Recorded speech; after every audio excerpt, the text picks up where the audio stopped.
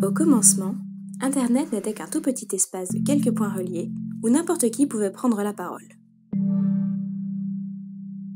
J'aime bien cette phrase de Benjamin Bayard qui dit « L'imprimerie a permis au peuple de lire, Internet lui a permis d'écrire ». Pourquoi en fait ça nous a permis d'écrire ? Parce que ça nous a donné la possibilité de s'exprimer a priori sans autorisation préalable. Ça c'est on va dire la promesse d'Internet, mais cette promesse elle a profondément changé parce qu'Internet s'est rempli d'intermédiaires qui conditionnent l'accès à cette liberté d'expression. Facebook nous emmène dans toute son exploitation publicitaire des contenus. Il a aussi ses propres règles qui sont la plupart du temps opaques et qu'il peut appliquer d'une manière complètement arbitraire. Donc du coup, c'est un espace qui nous donne la sensation d'exercer une liberté, mais qui est tellement conditionné qu'on peut se demander si le mot de liberté est encore approprié. Des géants ont commencé à prendre de plus en plus de place. Nous avons demandé à Christophe, vidéaste de la chaîne Hygiène Mentale, son avis sur le géant YouTube. Je m'intéresse pas trop à YouTube. C'est une entreprise privée, américaine, dont le seul but est de satisfaire ses clients. Et ses clients, ce ne sont pas les créateurs. Ce ne sont pas non plus les spectateurs, comme beaucoup se l'imaginent. Ses clients, ce sont les annonceurs.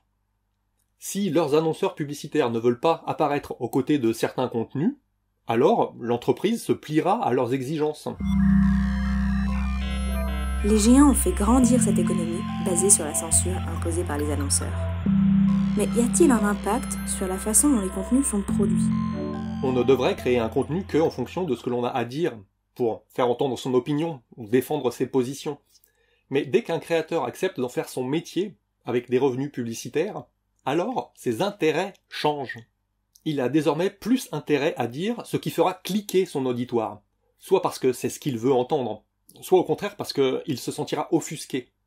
Le seul critère qui importera sera de pousser le spectateur à partager le contenu. Le créateur ne dit alors plus son opinion personnelle, mais il dit ce qu'il faut qu'il dise pour survivre dans un univers médiatique ultra concurrentiel. Internet avait bien changé et semblait en train de perdre toute sa diversité des débuts. Pourtant, discrètement, des bruits vivants murmurent partout encore, libres de ces absurdes et inutiles géants. En l'occurrence, la décentralisation, c'est quelque chose d'éminemment politique. Les gens qui veulent se centraliser, c'est des gens qui veulent avoir le contrôle. Quand on cherche à décentraliser, c'est forcément qu'on cherche à s'émanciper. Peertube permet d'héberger ses vidéos pour pouvoir les partager avec le reste d'Internet.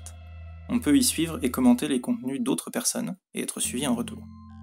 Peertube fonctionne de façon décentralisée, c'est-à-dire qu'il est installé sur une multitude de serveurs qui ont chacun leur propre administration, leur propre communauté et leurs propres règles. Tous ces serveurs peuvent ensuite être connectés entre eux pour constituer un grand réseau, le Vidiverse ou réseau fédéré de vidéos.